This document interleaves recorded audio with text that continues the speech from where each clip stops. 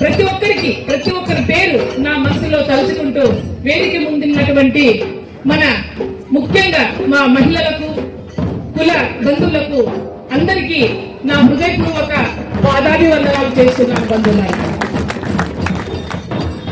ఈరోజు ఈ కనకదాస విగ్రహ ప్రతిష్టాపనకి ప్రత్యక్షంగా పరోక్షంగా ప్రతి ఒక్కరు జరగన్న అన్నగారు అయిండొచ్చు, సర్దార్ కావచ్చు, రాజుగా అయిండొచ్చు, బందపన్న గారు కావచ్చు, అదేవిధంగా మరి పరోక్షంగా కూడా సహకరించిన ప్రతి ఒక్కరికి మన ధన శక్తి శ్రమ అందరూ కలిసికట్టుగా ఈ కార్యక్రమాన్ని చేసి ఈరోజు ఈ కనకదాస విగ్రహాన్ని మన ఇల్లాంటి గ్రామంలో ప్రతిష్ఠించినందుకు మనమందరూ ఈరోజు గర్వపడే రోజు. కనకదాస అంటేనే ఈరోజు కులాలకు అతీతంగా పార్టీలకు అతీతంగా చేయవలసిన కార్యక్రమం ఇది. కనకదాస కర్ణాటకలో ఎంత ప్రసిద్ధనో ప్రతి రాష్ట్రంలో కూడా అంతే ప్రసిద్ధిగాంచిన వారు. మానవులలో దైవ మానవుడైనటువంటి మన కనకదాస గురించి గురువు గారు చెప్తారు. ఎంత చెప్పినా ఆయన చరిత్ర మనము తనివి తీరా వినాలంటే మనకు ఒక జీవితం సరిపోదు బంధువులారా. ఈరోజు ఈ కార్యక్రమం ఇక్కడ జరిగిందంటే ఎన్నో జన్మల పుణ్యం చేస్తే గాని ఈ ఎల్లార్తి గ్రామంలో ఈ ప్రతిష్టాపన జరగడానికి ఒక మూల కారణం మన కనకదాసు ఉన్నాడంటే మనం కులంలో ఎంతమంది భేదాభిప్రాయాలు ఉన్నా కూడా చిన్న చిన్న గొడవలతో దూరం అయినా కూడా ఈ రోజు ఆ కార్యక్రమానికి ప్రతి సంవత్సరము అందరూ కలిసి కట్టుగా పార్టీలకు అతీతంగా కులస్తులు ఒక దాటిపై చేరి ఈ కార్యక్రమాన్ని జరుపుకుందాం కదా, జరుపుకోవాలి కదా అని ఇదొక పండగలా, ఇదొక జాతరలా, ఇదొక మహోత్సవం లాగా ఈరోజు జరుపుకోవాల్సిన సందర్భం బంధులారా. కులವೆಂದು ಹೊಡೆದಾಡದಿರಿ కుల నెల ఏనేనాదురో బల్లిరా అనే మన కనకదాసుడు కులంకి అంకితం కాదు, ప్రతి కులస్తులు కూడా పాదాభివందనాలు చేస్తారు.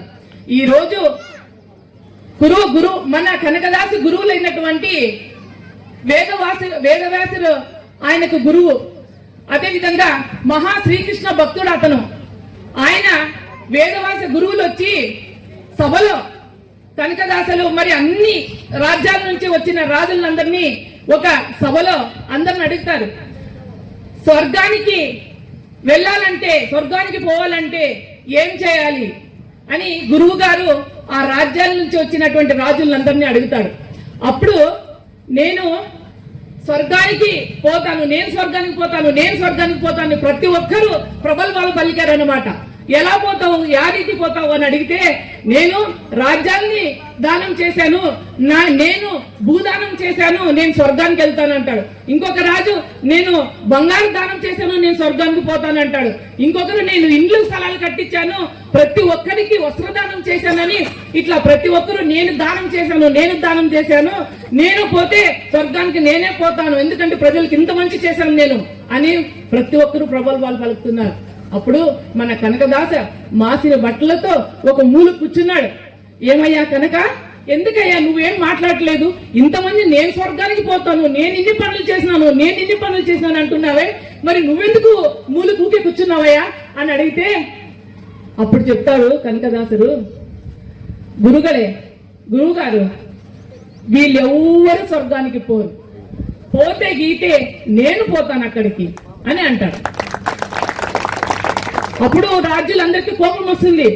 మేము ఇంతమంది ఇన్ని దానాలు చేశాము, ఇన్ని పదవులు ఇచ్చాను, నేను ఇన్ని దానాలు చేశాను, భూదానం చేశాను, గోదానం చేశాను, బంగారు దానం చేశాను, మాలాంటోళ్ళు పోతే స్వర్గానికి నువ్వెట్లా పోతావు, మాసిన బట్టలతో కూర్చున్నావు అని హేళనంగా మాట్లాడతారు. అప్పుడు కనకదాస చెప్తాడు, గురువు అడుగుతాడు, ఎలా పోతావు కనుక నువ్వు స్వర్గానికి అని. కాదు గురువా, ఆయన ప్రతి రాజ్యం నుండి వచ్చిన రాజులు చెప్తున్నారు, నేను మా ప్రజలకి పదవులు ఇచ్చినానని ఒక ఆయన, నేను ప్రజలకి బంగారు దానం చేశాను ఒక ఆయన, నేను ప్రజలకి భూదానం చేశానని ఒక నాయన చెప్తున్నారు కదా. నేను అని చెప్పుకుంటున్నారు కదా, ఆ నేను అనేది వదిలితే స్వర్గానికి పోతారు అని కనకదాస చెప్తారు. దౌర్జన్యం దౌర్భాగ్య లక్షణం, సౌజన్యం సౌభాగ్య లక్షణం, భక్తి మార్గం స్వర్గ మార్గం అని మన కుల గురువులైనటువంటి తింతిని బిర్జి మహాస్వాములు ఎన్ని పనులున్నా ఆయన పునర్జన్మ ఎత్తి మనకు ఇవ్వన్నారు. ఈ రోజు ఆయన చేస్తున్నటువంటి కార్యక్రమాలు 1, 2, 3, 10, 20 కాదు. ఆయన జీవితాన్నే ప్రజల కోసం, కులం కోసం త్యాగం చేసినటువంటి త్యాగమూర్తి ఇతను. ఎందుకంటే ప్రతి సంవత్సరం హాలు మత సంస్కృత వైభవాన్ని తింతిని బ్రిడ్జిలో, రాయచూరు దగ్గర తింతిని బ్రిడ్జ్ అని వస్తుంది, అక్కడ మన కులస్తులు ఐక్యమత్యానం కోసము మన కులస్తులు ఎడ్యుకేషన్ గా ముందుకొచ్చి ప్రతి ఒక్కరూ మళ్ళీ ఐఏఎస్లు కావాలి, ఐపీఎస్లు కావాలి మన పిల్లలు, అదేవిధంగా రాజకీయంగా ఎమ్మెల్యేలు కావాలి, ఎంపీలు కావాలి, అదేవిధంగా మన రైతులు ఆర్థికంగా ముందుకు రావాలని ప్రతి ఒక్క ఊర్లో పోయి ఆయన ప్రాణాలు ఒడ్డుడి కూడా ఐక్యమత్యాన్ని చాటుతున్నటువంటి గురువు గారికి ఈరోజు నేను పాదాభివందనాలు చేస్తున్నాను. గురువుగారు అంత దూరం నుంచి మన కోసం వచ్చారు. మన గురువు గారు కొన్ని మాటలు చెప్తే వినాలి అనేసి, ఎందుకంటే నేను ఒక్కటి చెప్పగలను, ఎందుకంటే గురువు గారి ముందు నేను ఎక్కువ చెప్పలేను, ఎక్కువ మాట్లాడలేను. నేను ఒక్కటి చెప్పగలను. మన దర్గానన్నా చెప్పారు రాజకీయాలకు అతీతంగా మాట్లాడని. మాకు రాజకీయం రాదు మాట్లాడని, కులస్తులకి రాజకీయము చేయడం రాదు, కానీ రాజకీయం వెనుకలు పోవడం మాత్రం గుర్రల్లాగా మనకు తెలుసు. ఎందుకంటే మనకి చిన్న చిన్న పనులే చాలు, చాక్లెట్లు బిస్కెట్లు. నేను ఎప్పుడు చెప్తుంటాను, ఎవరేమనుకున్నా నాకేం ప్రాబ్లం లేదు. నేను కులాని కోసం అర్ధరాత్రి కూడా పాటుపడి, నేను మా దంపతులు కృష్ణమోహన్ గారి ఎవరికి ఏ కష్టం వచ్చినా కూడా మేము ప్రత్యక్షంగా అక్కడ ఉంటాం. ఎందుకంటే ఈ ఒడగుంద మండలంలో మా మామగారికి వెంకటరామప్ప గారికి ఒక ప్రత్యేక ఉంది. ఆయన కూడా ఒక పార్టీలోని జీవితాంతము చనిపోయినా కూడా ఆ పార్టీ జెండాను కప్పి మట్టిలో పెట్టారు ఆయన్ని. ఆయన ఏ ఎమ్మెల్యే కాలేదు, ఎంపీ కాలేదు ఎప్పుడు, కానీ పార్టీ కోసమే వాళ్ళు రాజకీయంగా లాస్ట్ వరకు ఒకరెనుకలో వెళ్ళారు. ఇంకా మన తాతలు, మన నాన్నలు, మనం ఏం నేర్పిస్తున్నాము మన పిల్లలు కూడా, మనం కూడా ఒకరి కింద ఉండేదే నేర్పిస్తున్నాం. కానీ ఒక లీడర్ గా మన సమాజానికి మేము ఏమి ఇవ్వాలా, మా కులానికి మేము ఏమి ఇవ్వగలము అనేది మనం నేర్పించడం లేదు బంధువులారా. నేను బాధతో చెప్పడం లేదు, జరిగేది చెప్తున్నాను. ఇంకా ఎప్పుడు మారుతాం మనం. ఈరోజు కనకదాస చెప్పారు, ఆస్తులు అంతస్తులు పోతే పోయేదేమీ లేదు, అధికారము డబ్బు పోతే పోయేదేమీ లేదు, పల్లి పోతే పోయేదేమి లేదు, ఆరోగ్యం పోతే కొంచెం క్షీణిస్తావు, కానీ వ్యక్తిత్వాన్ని పోగొట్టుకుంటే నువ్వు సర్వం పోగొట్టుకున్నట్లే అని శ్రీ కనకదాస గారు చెప్తారు. ఈరోజు మనం కూడా ఆర్థికంగా ముందుకు రావాలంటే ప్రతి ఒక్క రైతు గోడు ఎక్కడ చూసినా మనకి అకాల వర్షాలు, సకాలానికి వర్షాలు రావు. ఎక్కడ చూసినా తీసుకొని వచ్చిన అప్పులు ఎలా కట్టాలని బాధ, భార్య పిల్లల్ని ఎలా సాకాలని బాధ, పిల్లల్ని చదువులు ఫీజు ఎలా కట్టాలని బాధ. ప్రతి ఒక్కరూ మన ఆర్థికంగా వెనుకున్నాం కాబట్టి. ఎందుకంటే ఈ రోజు కురువ గర్జన చేసినప్పుడు మన గురువు గారు కూడా అక్కడ ప్రత్యక్షంగా పీఠాన్ని అధిరోహించారు. మన కురువ గర్జన చేసినప్పుడు అందరి సహకారంతో ప్రతి ఒక్క కుల బాంధవులు ఒక ఉర్రూతలూగుతూ మా ఐక్యమత్యాన్ని చాటుకున్నారు.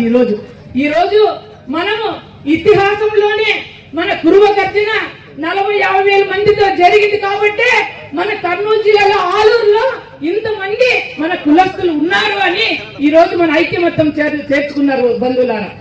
ఆ గర్జన సక్సెస్ అయినందుకే ఈ రోజు ప్రతి ఒక్కరూ కురువుల పక్క చూస్తున్నారు. ఈ రోజు ఎంపీ వచ్చింది, ఈ రోజు కార్పొరేషన్ చైర్మన్ వచ్చింది. ఈ రోజు ఇతిహాసంలోనే ఎప్పుడు కని విని ఎరగని రీతిలో కురువులకి మాల మల్లేశ్వరికి చైర్మన్ అయినారు. ఈ రోజు కేడీసీసీ చైర్మన్ అయినారు. ఇన్ని రోజులు ఎందుకు కాలేదు? ఇన్ని రోజులు ఎందుకు మా కుటుంబంలో పుట్టామని ఎందుకు అనలేదు? ఈ రోజు కులం అంతా ఐక్యమత్యంగా ఉన్నందుకే. కాబట్టి మీరు కూడా ఎవరు పార్టీలకు అతీతంగా మన కులాన్ని కాపాడుకోవాలి అని అంటే పార్టీలకు అతీతంగా మీరు కులాన్ని ఎవరు పార్టీ వాళ్ళకు గొప్పది, నా పార్టీ నాకు గొప్పది, నీ పార్టీ నీకు గొప్పది.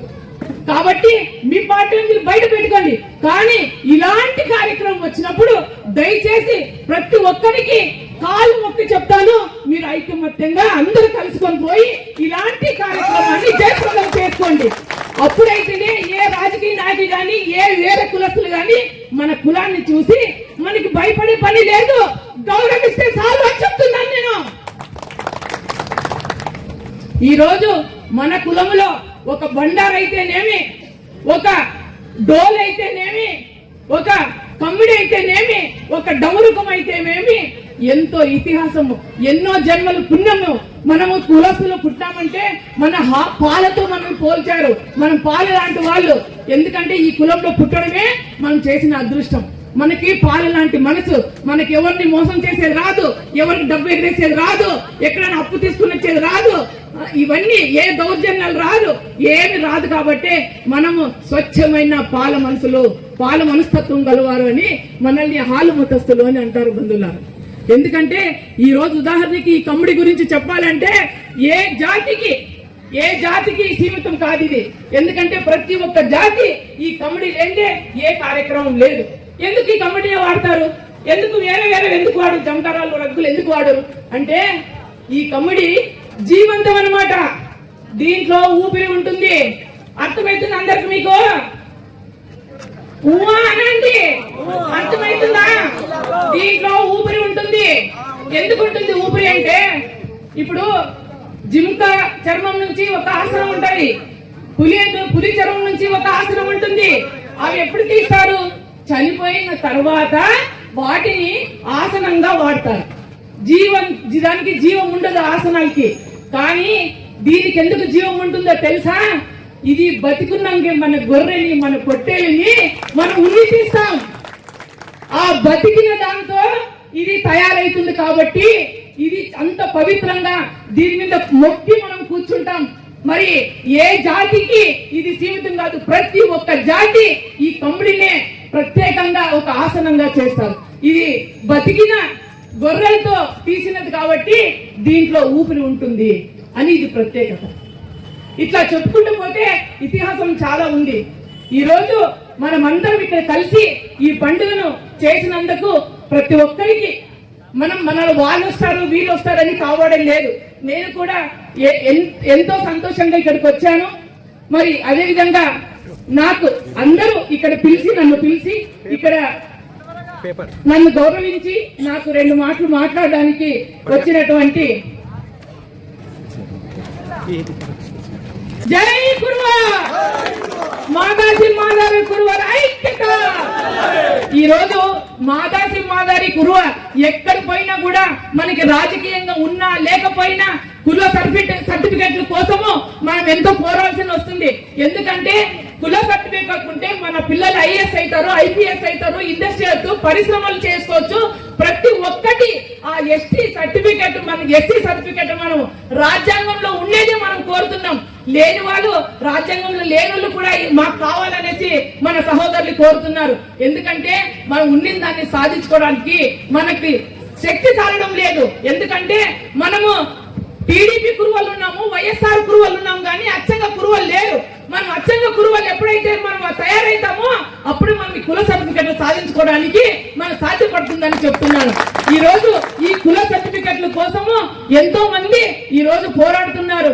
కాబట్టి మనం కూడా ఈ కుల సర్టిఫికెట్ల కోసము మరొకసారి జరగనందుకు కానీ అందరికీ ప్రతి ఒక్కరికి కూడా మరి ఇంకొకసారి ఈ కుల సర్టిఫికెట్ల కోసము మరి మనం ఎటువంటి పోరాటం చేయాలా అనేది మరి ప్రణాళిక రూపొందించుకొని మనం కూడా సీఎం దగ్గర కూడా పోవాలని చెప్తూ మార్గదర్శనం చేస్తూ ప్రతి ఒక్కరూ కుల సర్టిఫికెట్ కోసము మనం పోరాడదామని ఈ రోజు పిలుపునిస్తూ నా ప్రసంగాన్ని ముగిస్తున్నాను. జై హింద్, జై కనకదాస మారమల్లేశ్వర స్వామీజీకి, గాలింగ పటాతకే, దాస సైత కనకదాసరికి.